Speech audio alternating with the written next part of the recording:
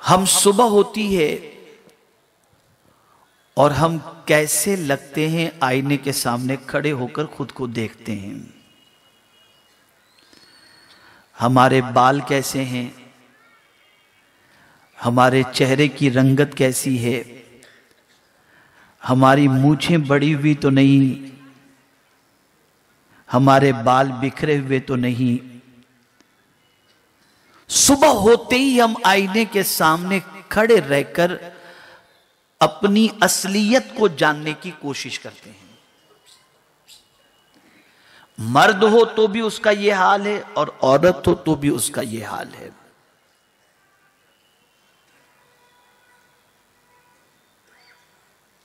मेरे प्यारे आका सल्लल्लाहु ताला अलैहि वसल्लम के प्यारे दीवानों, और अगर कहीं से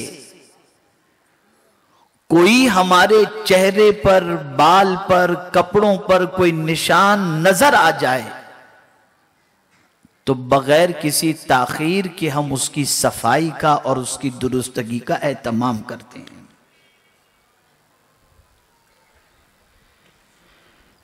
लेकिन मैं हैरान हूं इस बात पर कि वो कौम जिसको परवरदिगार ने कुरान जैसी अजीम नेमत अता फरमाई,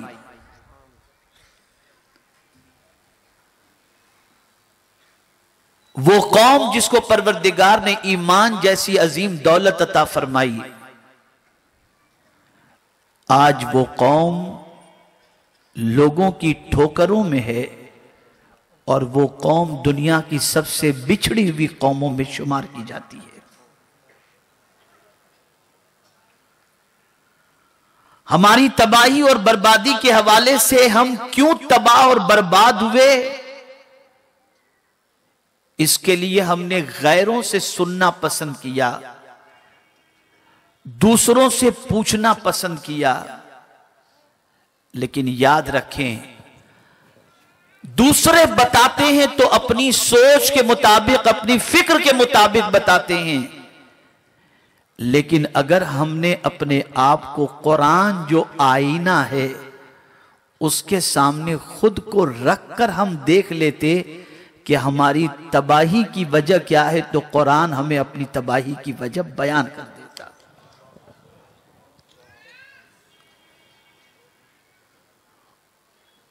कुरान मुकद्दस अल्लाह की वो अजीम तरीन किताब है कि दुनिया में जितनी भी किस्म के इंसान पाए जाते हैं, हर किस्म के इंसान की फितरत से लेकर उनकी आइडेंटिटी कुरान ने बयान कर दी है।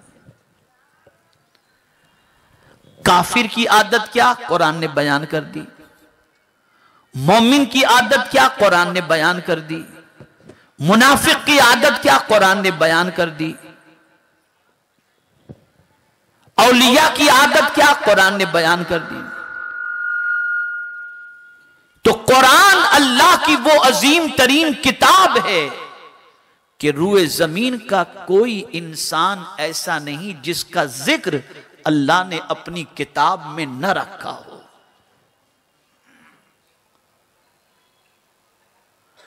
अल्लाह रब्बुल इज्जत जल्ल जलालहू इरशाद फरमाता है, लक़द अंज़लना इलैकुम किताबा, बेशक हमने तुम्हारे लिए किताब नाजिल की, फीही ज़िक्रुकुम, इसमें तुम्हारा जिक्र मौजूद है। अफला ताकिलून, क्या फिर भी तुम्हें अक्ल नहीं आती?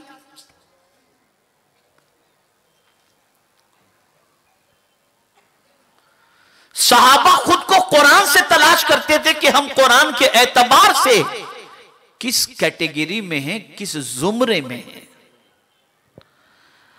औलिया खुद को कुरान के जरिए तलाश करते थे कि वो किस कैटेगरी में हैं, किस स्टेटस पर हैं।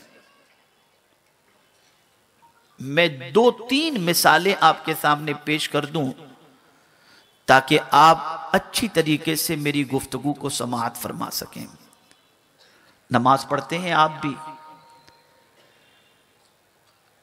अहले सुन्नत व जमाअत की मसाजिद के अंदर नमाज पढ़ने वालों का तांता बंधा रहता है, आते हैं माशाअल्लाह। कुछ घर में पढ़ते हैं, कुछ मस्जिद में पढ़ते हैं, लेकिन पढ़ने वालों की कैफियत का अंदाजा लगाइएगा कि आखिर नमाज पढ़ने के बावजूद उनकी जिंदगी से कोताहियां और बुराइयां दूर क्यों नहीं हो रही? क्या ये मोमिन वाली नमाज पढ़ते हैं? तो हम जब मस्जिद में नमाज पढ़ने वालों को देखते हैं तो कोई यूं खड़ा है, कोई यूं खड़ा है, कोई यूं रुकू में। अब कुरान से पूछें कि ए कुरान, ये किन लोगों की नमाज है? ऐसी नमाज कौन पढ़ता है? तो कुरान कहता है मुनाफिक पढ़ते हैं, इदा कामू इलस्सलाती कामू कुसाला। वो जब नमाज के लिए खड़े होते हैं तो बिल्कुल मुर्दे की तरह सुस्त खड़े होते हैं। ये पहचान बताई गई। हम लोगों का हाल यह है कि थोड़ी सी मुसीबत आई तो जजा और फजा करने लग गए, या अल्लाह मर गए, परेशान हो गए, तबाह हो गए, बर्बाद हो गए। और जहां यह मुसीबत रुखसत हुई और किसी ने कहा अल्लाह के नाम पे कुछ दे दो, अल्लाह ने अपने फضل से तुम्हारी मुसीबत दूर फरमा दी, मना कर देते हैं। तो यह हमारी कैफियत है। लेकिन हम जब अल्लाह वालों की जिंदगी को कुरान से तलाश करते हैं कि अल्लाह वालों की कैफियत क्या है, तो कुरान ने उनकी जिंदगी को हाईलाइट किया। देखिए, बड़ी मादरत के साथ अर्ज करूंगा, हमने बहुतों को बड़ा बनाने की कोशिश की अपनी तबीयत से। हकीकी मानों में बड़ा वही है जिसे कुरान बड़ा बता रहा हो। बहुत सारी औरतें बहुत सारी जगहों पर जाकर के अपने इलाज और मुआलजे के लिए पहुंचती हैं, आबरू गंवा करके आ जाती हैं।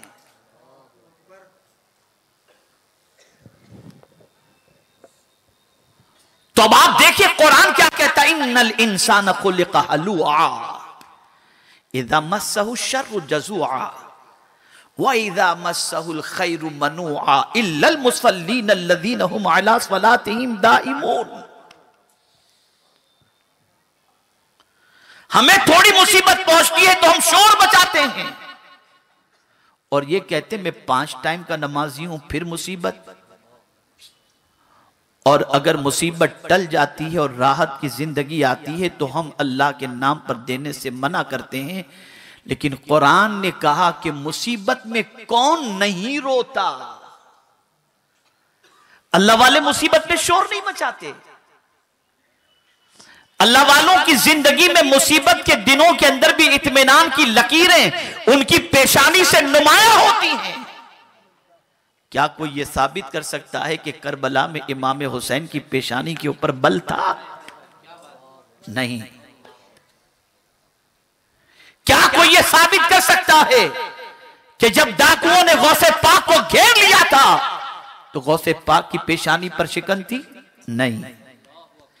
क्या कोई यह कह सकता है कि पृथ्वीराज ने जब सुल्तानुल हिंद के हवाले से हुक्म जारी किया था तो मेरे ख्वाजा की पेशानी के ऊपर बल था? नहीं। मौला बात क्या है, हम चूहे से डर जाते हैं, ये तलवारों से नहीं डरते। हम अपने मोहल्लों में डर जाते हैं, वो गैरों के नरगे में नहीं डरते। मौला मामला क्या है? और फिर मुसीबत के पहाड़ टूट जाएं तो शोर मचाते नजर नहीं आते। ए मेरे करीम, मामला क्या है? तो कुरान ने बताया इल्लल मुसल्लीन अल्लज़ीना हुम अला सलातिहिम दाइमून, मगर वो नमाज पढ़ने वाले जो परमानेंट नमाज पाबंदी से अदा करते हैं, उनके दिल के अंदर किसी चीज का खौफ रहता ही नहीं है। हम तो 2 वक्त की पढ़कर चाहते हैं कि कोई मुसीबत ना। अल्लाह वालों का हाल यह था कि नमाज ही में मजा आता था। यहां तो नमाज में तबीयत घबराती है। तो कुरान से तलाश करो। हजरत अहनफ बिन कैस रज़ी अल्लाह तआला अन्हु किबार ताबईन में से हैं। वक्त मेरे पास बहुत कम है, मैं जल्दी जल्दी अपनी गुफ्तगू को बढ़ाता हुआ चलूं। हजरत अहनफ बिन कैस रज़ी अल्लाह तआला अन्हु किबार ताबिईन में से मौला अली करमल्लाहु ताला वजहुल करीम की सोबत उन्होंने पाई और उनके असहाब में से थे। हुजूर का जमाना तो उन्होंने पाया, लेकिन हुजूर सल्लल्लाहु अलैहि वसल्लम की जियारत नहीं हो सकी। लेकिन सरकार सल्लल्लाहु अलैहि वसल्लम ने हजरत अहनफ के लिए मगफिरत की दुआ फरमाई थी। बड़े हलीम उत्तबा थे, सब्र का मादा बेपनाह था उनके अंदर। और ऐसे ही जब कभी जलाल में आते तो उनके गुस्से के हवाले से फरमाया गया कि ऐसा लगता जैसे 100 तलवारें चमक रही हों, ऐसा गुस्सा था। अब उनके हलीम उत्तबा होने के हवाले से एक वाकया अर्ज करूं। कुछ लोग हजरत अहनफ बिन कैस रदियल्लाहु ताला अन्हु से दुश्मनी रखते थे और उसी दुश्मनी की बुनियाद पर उनके पीछे पड़ गए और वो ऐसे इलाके में जाना चाहते थे जिस इलाके के अंदर उनके कबीले वाले रहते थे। आप जा रहे थे, लेकिन कबीले वाला इलाका जब दूर से नजर आ रहा था तो आप रुक गए। और जो लोग बुरा भला कहते थे उनसे आपने फरमाया कि देखो वो इलाका जो है ना, वहां मेरे कबीले वाले रहते हैं, तुमको जितना बुरा भला कहना है मुझे यहां कह लो, मैं रुक जाता हूं ताकि तुम्हारा जो है वो जितना भी तुम्हारे दिलो दिमाग के अंदर मेरे खिलाफ जितनी भी नफरत है वो निकल जाए, इसलिए कि मैं अपने कबीले वालों में पहुंच जाऊंगा और तुमने बुरा भला किया तो लोग तुम्हारी टिक्का बोटी कर डालेंगे। इतना सुनना था कि वो कदमों में गिर गया और कहा हुजूर मुझे माफ फरमा दें, जो इतना हिल्म वाला हो वो गलत नहीं हो सकता। बड़े हलीम मुत्तबा थे। अब सुनिए हजरत अहनफ बिन कैस क्या कहते हैं। हजरत अहनफ बिन कैस रदियल्लाहु ताला अन्हु बैठे हुए थे, किसी ने कुरान की तिलावत की। लक़द अंज़लना इलैकुम किताबन फीही ज़िक्रुकुम अफ़ला ताक़िलून। लरस गए कि परवरदिगार ने फरमाया कि बेशक हमने तुम्हारी तरफ किताब नासिल की, इसमें तुम्हारा तज़किरा मौजूद है, फिर भी तुम्हें अक्ल नहीं आती। हजरत अहनफ बिन कैस ने कारी को रोका, कहा बस, और कहा कुरान लाओ। और फिर क्या फरमाते हैं मालूम है, मुझे आज कुरान में मेरा जिक्र कहां है तलाश करना है। मैं जरा देखूं तो सही ये कौन कह रहा है जिसके लिए हुजूर ने मगफिरत की दुआ फरमाई। वो अहनफ बिन कैस कह रहे हैं। फरमाते हैं कि कुरान लाओ। कुरान खोलते हैं, पहली आयत पर नजर पड़ती है, ततजाफा जुनूबुहुम अनिल मदाजिअ यदऊन रब्बहुम खौफन व तमआ। खौफ में, राहत में अपने रब को जो पुकारते हैं और जो करवटें बदलते हैं अल्लाह की याद और अल्लाह की मोहब्बत के अंदर।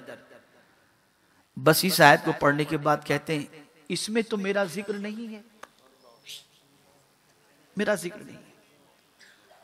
दूसरी आयत पढ़ते हैं, वल्लदीन यबीतून लिरब्बिहिम सुज्जदन व क़यामा, वो जो अपनी रात सजदे और कयाम में गुजारते हैं। फरमाते यहां भी मेरा जिक्र नहीं है।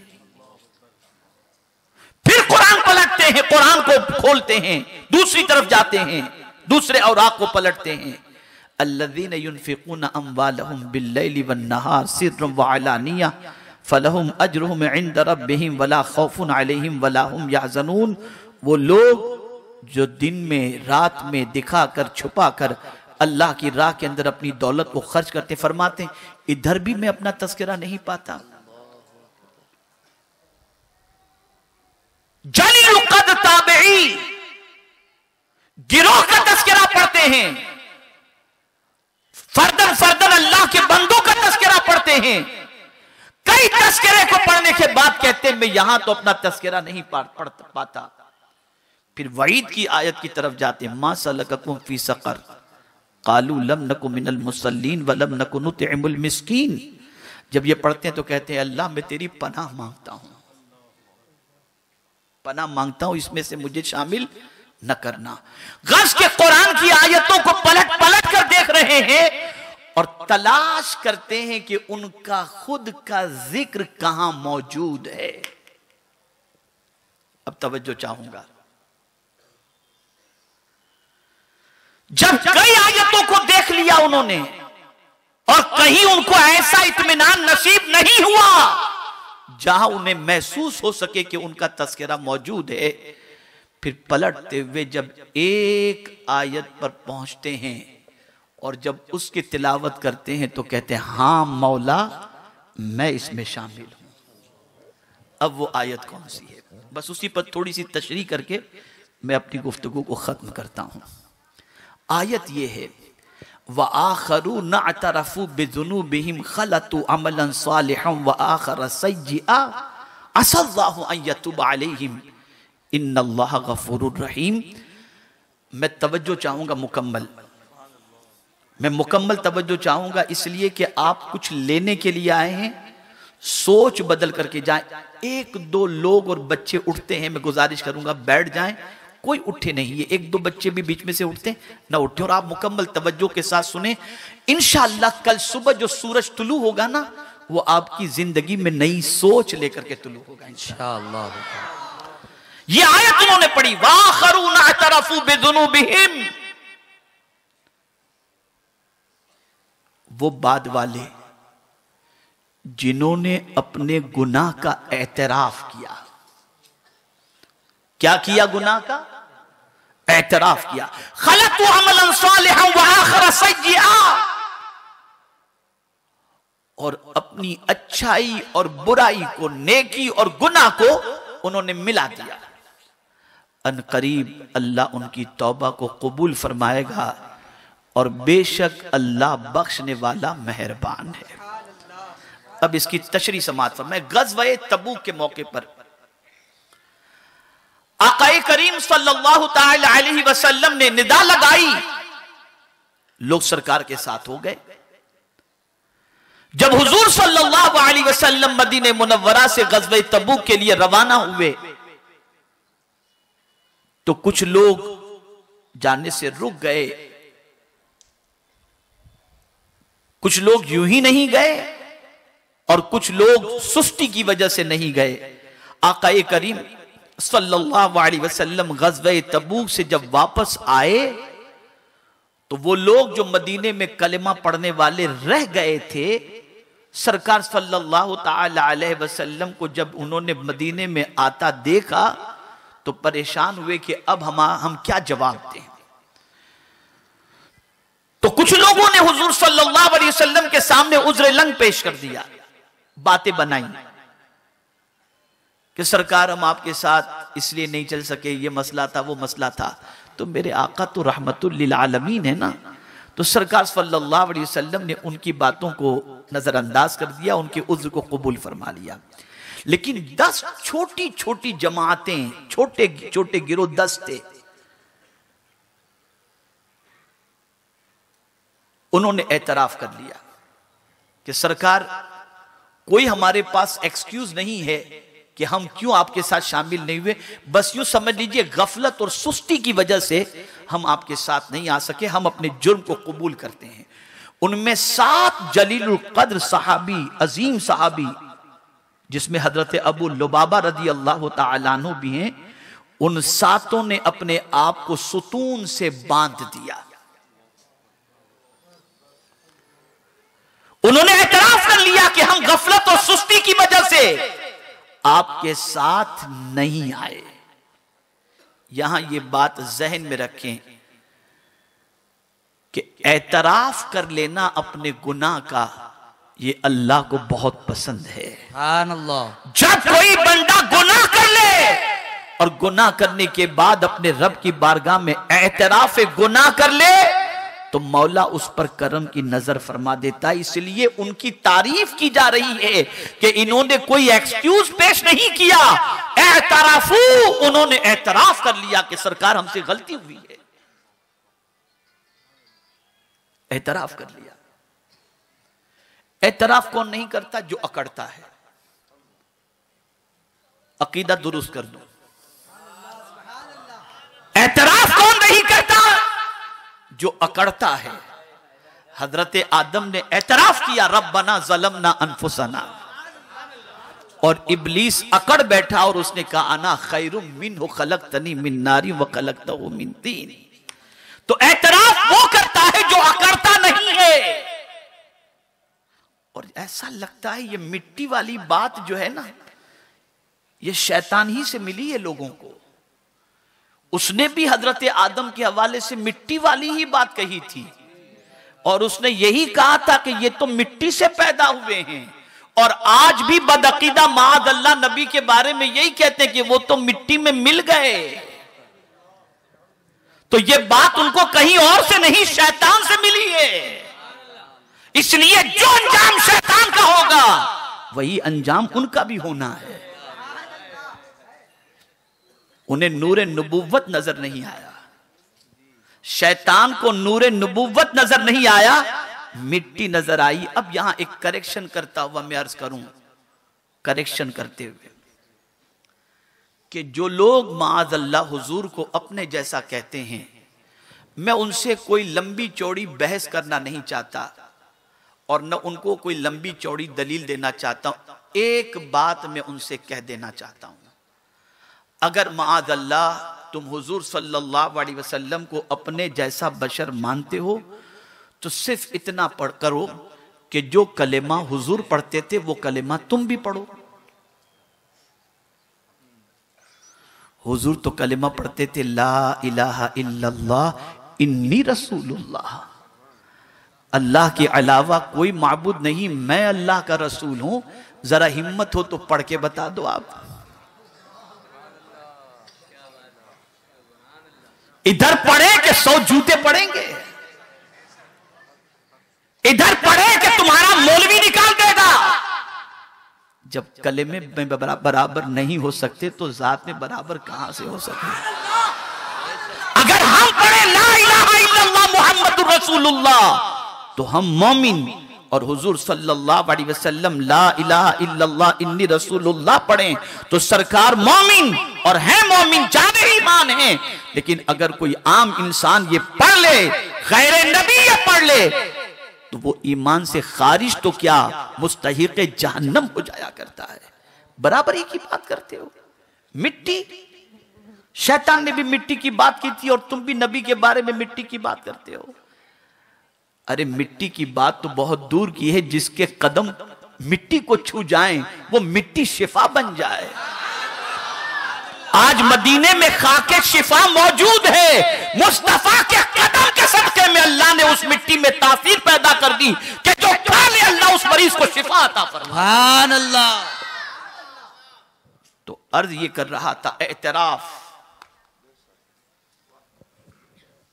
तो हज़रत अहनफ बिन कैस कहते हैं कि इस आयत में मैं अपना जिक्र पाता हूं, वआखरून अतरफू बिजुनूबिहिम, वो लोग उन्होंने एतराफ कर लिया और एतराफ करने के बाद 7 लोगों ने अपने आप को सुतून से बांध दिया। लेकिन चूंकि सब में मशहूर और बड़े हजरत अबू लुबाबा रदी अल्लाह तआला अन्हु थे, इसलिए उनका जिक्र ज्यादा मिलता है। बांध दिया उन्होंने खुद को और कहा जब तक हुजूर सल्लल्लाहु अलैहि वसल्लम नहीं खोलेंगे मेरे जुर्म की माफी में नहीं मान सकता। तो मेरे आका सल्लल्लाहु अलैहि वसल्लम ने फरमाया कि अभी खुद से इन्होंने बांधे रखा है, तो जब तक मौला से माफी का परवाना ना आए मैं इन्हें खोल नहीं सकता। कुर्बान जाइए उनकी अजमत पर कि उनकी माफी का परवाना मेरे रब की तरफ से नाज़िल हुआ। और हुजूर सल्लल्लाहु अलैहि वसल्लम ने हजरत अबू लुबाबा रदी अल्लाह तआला अन्हु की रस्सी खोली और आज भी उस जगह को उस्तवाने अबू लुबाबा कहते हैं। और आज भी गुनहगार वहां जाकर 2 रकात नमाज अदा करते हैं और वहां तौबा करते हैं। यहां एक बात मैं अर्ज कर दूं, वहां जाकर सिर्फ तौबा ना करो, एतराफ़े गुनाह भी करो। अगर तुमने एतराफ़े गुनाह कर लिया तो फिर तुम्हारी तौबा को अल्लाह उनके सदके में ऐसी कबूलियत की सनद अता करेगा कि मुस्तफा के सदके में अल्लाह सारे गुनाहों को माफ फरमा देगा। तो एतराफ, यहां मुसलमानों का हाल थोड़ा सा कमजोर है कि मुसलमान एतराफ गुनाह नहीं कर रहा। खैर आगे बढ़िए, चलिए गुनाह हो गया, एतराफ गुनाह आपने कर लिया।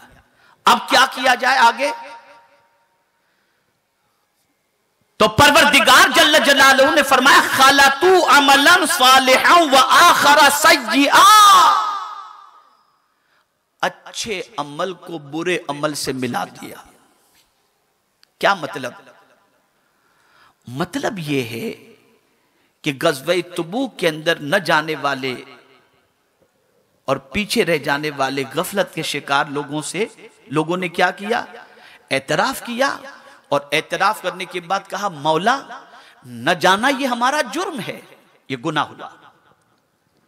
गज़वे तबूक में न जाना ये हमारा जुर्म है, हम इकरार करते हैं ये हमारा गुनाह है।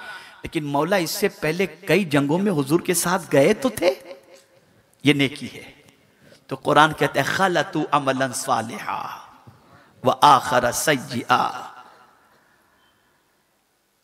दोनों को मिला दिया। अब यहां याद रखें, पहले गुनाह का जिक्र, व आखरा सय्यिआ, पहले नेकी और उसके बाद गुनाह।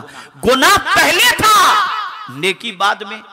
इसका जिक्र इस तरीके से यूं समझे, इन्नल हसनात युज़हिबन सय्यात, नेकी गुनाहों को मिटा देती है। जाल हक व ज़हक़ल बातिल, हक आया बातिल गया। अब जब उन्होंने अपनी नेकियों को रब के सामने पेश किया और कहा मौला ये गुनाह हमसे हुआ है कि हम गज़वे तबूक में नहीं गए, लेकिन और जंगों में तो हुजूर के साथ हम शरीक रहे, तो मौला ने अपने करम से उनकी नेकियों को गुनाहों पर भारी कर दिया और मुज़्दा दे दिया। असल्लाहु अन यतूब अलैहिम, अन करीब अल्लाह तुम्हारे गुनाहों को माफ फरमा देगा, तुम्हारी तौबा कबूल फरमा लेगा। मुफस्सिरीन फरमाते हैं कि जब तुमसे गुनाह हो जाए इकरार कर लो, और इकरार करने के बाद अपने गुनाहों के धब्बों को नेकी से मिटाओ, उसके पीछे नेकियां लाओ। जिस तरीके से गंदगी पानी से साफ हो जाती है, ऐसे ही गुनाह भी जो है वो नेकियों से साफ हो जाते हैं। लेकिन ये बात भी ज़हन में रखना है, ये बात भी ज़हन में रखना है, और वो ये है कि कभी नेकी पर नजर न हो कि मेरे मौला मेरी नेकियां इतनी हैं मेरे गुनाह कम है, नहीं। इसलिए कि नेकी कबूल है या नहीं ये तो हम नहीं जानते। यहां तौबा के हवाले से मुझे एक बात याद आ रही है कि एक बुजुर्ग 30 साल तक अपने गुनाह की वजह से रोते रहे, 30 साल तक। किसी ने कहा कि हुजूर मौला तौबा कबूल फरमाता है, उसका फरमान है इन्नल्लाह युहिब्बुत तव्वाबीन, उसका फरमान है कि जो तौबा करता है उसकी तौबा को कबूल फरमाता है। तो परवरदिगार आपकी तौबा कबूल फरमा लेगा। आप 30 साल से रो रहे हैं, लेकिन इतना रो रहे हैं एक गुनाह के एवज के अंदर, तो बेहतर है कि अब इतने आंसू न बहाएं। तो अब जवाब क्या फरमाते हैं? इरशाद फरमाते हैं, अल्लाह अकबर, इरशाद फरमाते हैं मुझे गुनाह का तो यकीन है कि मैंने किया है, लेकिन मुझे ये यकीन नहीं मिला अभी तक कुदरत की तरफ से कि तेरी तौबा भी मैंने कबूल कर ली। तो मैं कैसे न रोऊं? हजरत अब्दुल्ला इब्ने मुबारक रज़ी अल्लाह तआला अन्हु एक रास्ते से गुजर रहे थे और वहां खड़े रह करके एक बंदे को रोते हुए उन्होंने देखा। थोड़ी देर इंतजार किया कि ये बंदा रो रहा है, कोई चीज गुम गई है या क्या है। बहुत देर इंतजार के बाद जब देखा कि वो बंदा अपनी जगह से हिल नहीं रहा और रोते ही जा रहा है, तो गए और पूछा कोई चीज गुम गई है, कोई परेशानी, यहां खड़े होकर रो रहे हो? तो कहता है नहीं, कोई चीज नहीं गुमी, बस एक बात मुझे याद आ गई। तो पूछा वो बात कौन सी? उन्होंने कहा इसी जगह पर मुझसे जिंदगी में एक बार गुनाह हुआ था, मैं यहां पर इसीलिए खड़े रह करके रो रहा हूं कि शायद ये जमीन मेरे गुनाहों पर गवाही से हट जाए और गुनाह का धब्बा मेरा मिट जाए, इसलिए आंसू बहा रहा हूं, मुझे मेरा गुनाह याद आ गया। ऐ रसूल आज़म सल्लल्लाहु तआला अलैहि वसल्लम के दीवानों, गुनाह सरजद हो जाए तो गुनाह के बाद नेकियां ज्यादा करो, लेकिन नेकियों पर भरोसा मत करना। इसीलिए कुरान ने यह नहीं फरमाया कि यकीनन इसकी तौबा कबूल हो जाएगी, कहा असल्लाह अन यतूबा अलैहिम, करीब है कि अल्लाह इसकी तौबा कबूल फरमाए, करीब है, ताकि वो हमेशा अलर्ट रहे, तकब्बुर में न रहे। लेकिन इतना कहना भी बंदे के लिए बड़ा हौसला अफजा है। और फिर फरमा दिया इन्नल्लाह गफूरुर रहीम, बेशक अल्लाह बहुत माफ करने वाला मेहरबान है। अब बंदे को बता दिया गया नेकी करके इत्मीनान हासिल न कर लेना कि तुझे नेकी की वजह से बख्श दूंगा, और गुनाह करने के बाद तू ये न समझना कि मेरी पकड़ सख्तरीन नहीं है, मेरी पकड़ भी सख्तरीन है और मैं तकब्बुर करने वाले को सजा भी देता हूं। ऐ मेरे बंदे समझ ले, अगर बख्शा जाएगा तो सिर्फ मेरे फضل से में तेरी बख्शिश हो जाएगी, बख्शिश हो जाएगी। तो हजरत अहनफ बिन कैस रदी अल्लाहुल मौला तबारक व तआला अन्हु इरशाद फरमाते हैं कि इस आयत में मैंने अपना जिक्र पाया। अब हम भी अगर देखें तो यकीनन इस आयत में हमारा जिक्र भी मौजूद है कि हम गुनहगार हैं, सरतपा खताकार है। अब हमें क्या करना है? हमें अल्लाह की बारगाह में अपने गुनाह का एतराफ करना है कि मौला हम गुनहगार हैं, हम अकड़ते नहीं हैं, हम बहानेबाजी नहीं करते, हम एक्सक्यूज पेश नहीं करते। मौला हम तस्लीम करते हैं हमसे गुनाह हुआ है, हमने गुनाह किया है। जब कोई एतराफ गुनाह कर लेता है तो अब यहां मैं एक बात अर्ज करूं, अल्लाह अल्लाह, हजरत मुआज बिन जबल रदी अल्लाह मौला तबारक व तआला अन्हु, तिबरानी की हदीस है ये। हजरत मुआज बिन जबल रदी अल्लाह तआला अन्हु फरमाते हैं कि आकाए करीम सल्लल्लाहु अलैहि वसल्लम ने फरमाया, मुआज मैं तुमसे एक सवाल पूछूं? अर्ज करते हैं हाँ या रसूल अल्लाह सल्लल्लाहु अलैहि वसल्लम। सरकार ने फरमाया, मुआज मोमिनीन से कयामत में परवरदिगार क्या पूछेगा, क्या पूछेगा? हजरत मुआज रदी अल्लाह तआला अन्हु और दूसरे सहाबा अर्ज करते हैं, हुजूर अल्लाह और उसके रसूल बेहतर जानते हैं। और ये मेरी आखिरी बात है इसलिए कि मेरा टाइम तकरीबन मुकम्मल हो चुका है, वरना फ्लाइट मेरी मिस हो जाएगी। तो हजरत मुआज बिन जबल रदी अल्लाह तआला अन्हु से सरकार ने पूछा कि कयामत में अल्लाह बंदे से क्या पूछेगा? तो वो अर्ज करते हैं, अल्लाह और उसके रसूल बेहतर जानते हैं। सरकार ने सहाबा से मुखातब होकर फरमाया, सहाबियों, मोमिनीन से कयामत में अल्लाह ये सवाल पूछेगा, मेरे बंदो क्या तुम मुझसे मिलना पसंद करते थे?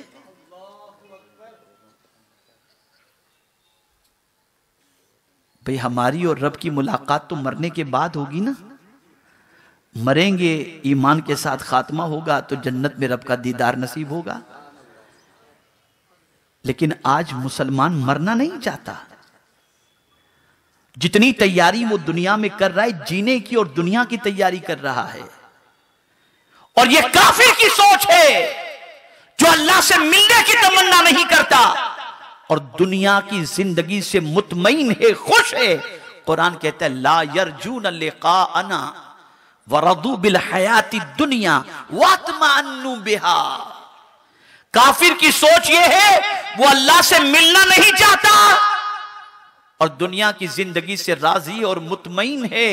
मुसलमान भी दुनिया की जिंदगी में मस्त है और मुतमईन है।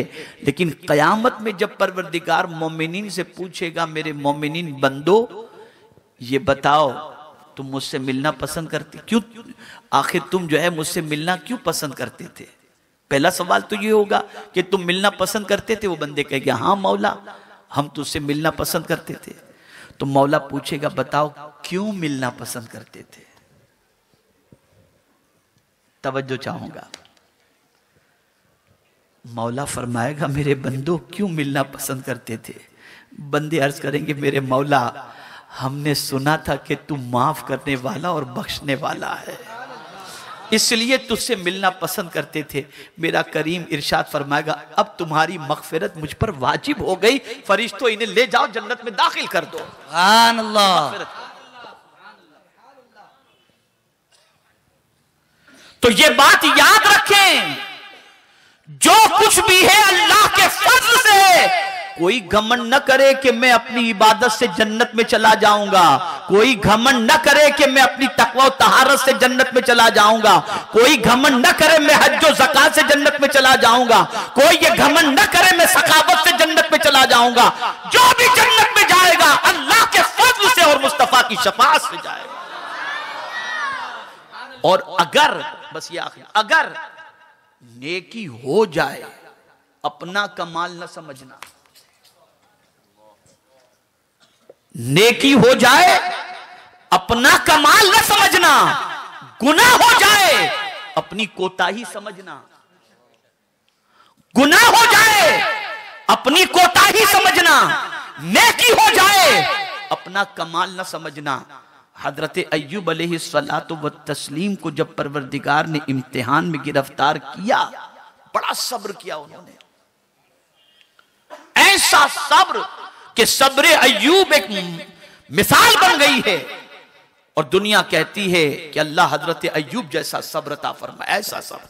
बल्कि उनके सब्र के हवाले से तो कुरान ने कहा इन्ना वजदना हो साबिरा, कि बेशक हमने उनको सब्र करने वाला पाया। कैसा सब्र था कि कुरान उनके सब्र की गवाही दे रहा है। और उस सब्र पर परवरदिगार ने सनद अता फरमा दी, नेमल अब्द, क्या ही प्यारा बंदा है।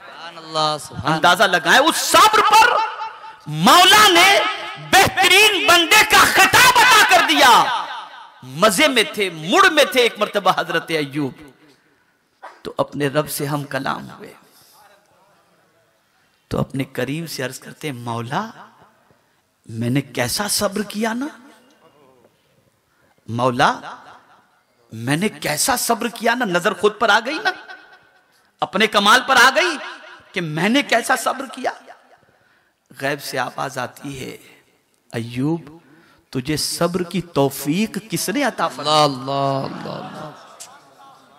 तुझे सब्र की तौफीक किसने अता फरमाई? इतना सुंदर था, हजरत अय्यूब ने गिरेबान फाड़ दिया।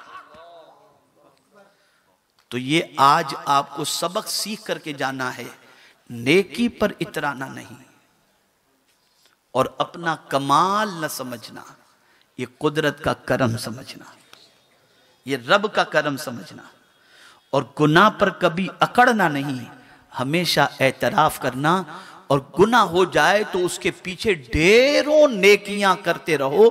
और जब नेकियां करते रहोगे तब नेकियों पर भरोसा नहीं, मुस्तफ़ा की शफाअत पर भरोसा रखना, अल्लाह के करम पर भरोसा रखना। कुर्बान जाइए, दफ्तर एक नहीं है, दो दफ्तर हैं। नेकी का भी दफ्तर है, गुनाह का भी दफ्तर है। और वहां के दफ्तर का मामला जुदा, मीजान का मामला जुदा। जो वजनी मीजान होगा उसके वो जो है नीचे की तरफ नहीं जाएगा, ऊपर की तरफ जाएगा। और जो हल्का मीजान पर पलड़ा होगा वो नीचे की तरफ आएगा, वहां सिस्टम जुदा होगी। यहां ये है कि जिस पलड़े में वजन ज्यादा हो वो नीचे जाता है और जिसमें हल्का हो वो ऊपर जाता है।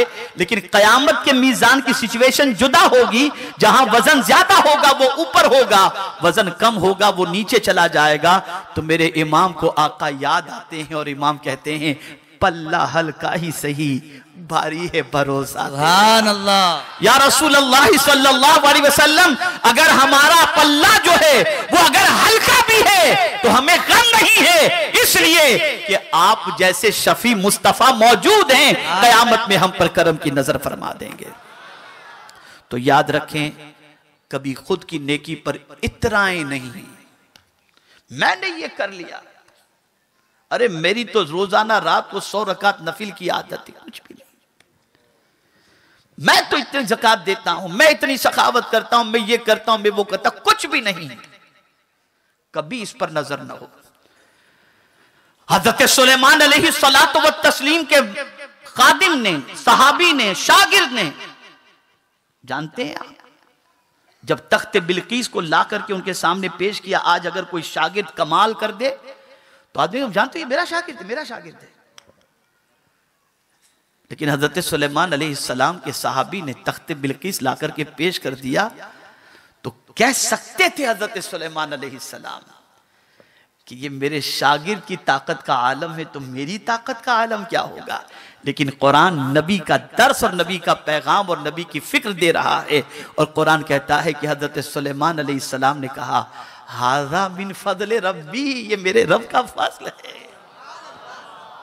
इसीलिए कुरान कहता है, मा असाबक मिन हसनतिन फमिनल्लाह व मा असाबक मिन सय्यतिन फमिन नफ्सिक। जो नेकी तुम्हें पहुंचे उसे अल्लाह की तरफ से समझो, और जो गुनाह तुमसे सरदर्द हो जाए उसमें अपनी कोताही तसव्वुर करो। तो आज ये सबक जहन में लेकर के उठें कि हम सब का जिक्र भी कुरान में किसी न किसी तरीके से मौजूद है। कुरान एक आईना है, उसके सामने खुद को रखो और ढूंढो कि हम क्या हैं। याद रखें, कुरान से बेहतर हमें हमारा पता बताने वाला कोई दूसरा नहीं। कुरान हमें हमारे बारे में बताएगा हम क्या हैं। इसलिए कुरान के सामने खुद को पेश करो और खुद को कुरान की रोशनी में तलाश करने की कोशिश करो। इंशाअल्लाह अज़ीम हकीकत आश्कार हो जाएगी, और जब हकीकत आश्कार हो जाएगी तो अकड़ में नहीं, झुक करके जिंदगी गुजारने का जज्बा पैदा होगा। अल्लाह रब्बुल इज्जत जल्ल जलालहू आकाए करीम रऊफ़ुर रहीम अलैहि तहिय्यतु व तस्लीम के सदक़ो तुफ़ैल हम सबको कुरान मुक़द्दस की तालीमात पर अमल की तौफ़ीक नसीब फरमाए, और परवरदिगार कुरान मुक़द्दस पढ़कर उस पर अमल करके उसको समझकर ज़िंदगी गुजारने की तौफ़ीक नसीब फरमाए। आज से इक़रार गुनाह की आदत रखो, गुनाह करके बहानेबाजी न करो, इसलिए कि गुनाह जो किए हैं वो कोई जानता हो या न जानता हो, मौला ज़रूर जानता है। इसलिए उसके सामने आजिज़ी इख्तियार करो, इक़रार जुर्म करो, और गुनाह हो जाए तो नेकियां कसरत से करो कि अल्लाह ताला नेकियों के एवज़ के अंदर गुनाहों को मिटा दे।